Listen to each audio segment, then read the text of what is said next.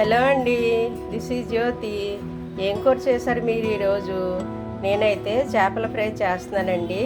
అవి ఆయిల్లో deep fry చేయకుండా మనం కొంచెం హెల్తీగా చేసుకునేలాగా, అంటే పెనం మీదే సాలో ఫ్రై చేసి ఈజీ ప్రాసెస్లో అండ్ హెల్తీగా కూడా సింపుల్గా ఏ విధంగా చేసుకోవాలో ఎక్కువ హైరానా పడకుండా మనం సింపుల్గా చేసుకునే పద్ధతి ఈరోజు చూసేద్దాం.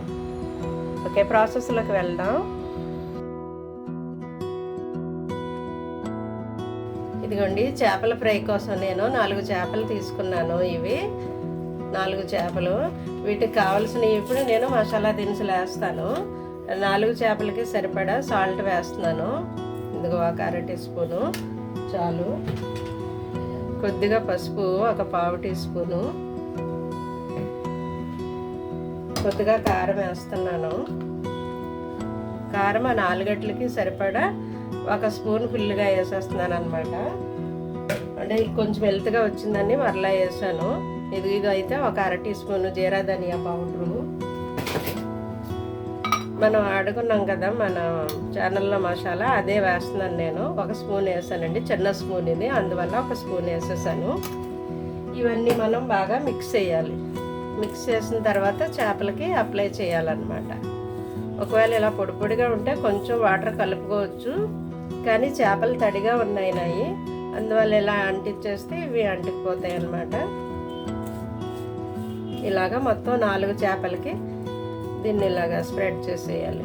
అంటించి ఇలాగా కలిపేసిన తర్వాత ఒక అరగంట ఇలా మ్యారినేట్ చేసి ఉంచాలి చేపల్ని. తర్వాత మనం సాలో ఫ్రై చేద్దాం పెనం మీద. డీప్ ఫ్రై కాకుండా సాలో ఫ్రై చేస్తాం అన్నమాట, ఎక్కువ ఆయిల్ తినకుండా. మొత్తం అంతా ఇట్లకి ఇలా ఈ విధంగా స్ప్రెడ్ చేయాలి, అన్ని చేపలకి ఈక్వల్గా పెట్టేలాగా.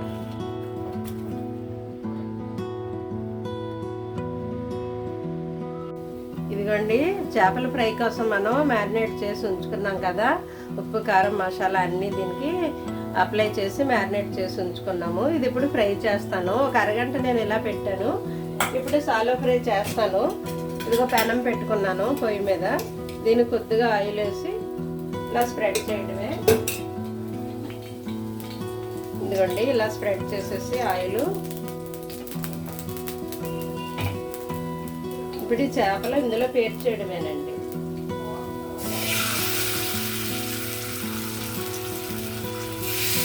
కొద్దిసేపు ఇలా సిమ్లోనే ఉండాలి, ఇది మాడిపోతుంది. ఒక 5 మినిట్స్ ఇలా ఉంచాక దాన్ని మళ్ళీ టర్న్ చేయడమే, మనం ఇంకోవైపు కాల్చుకోవడం.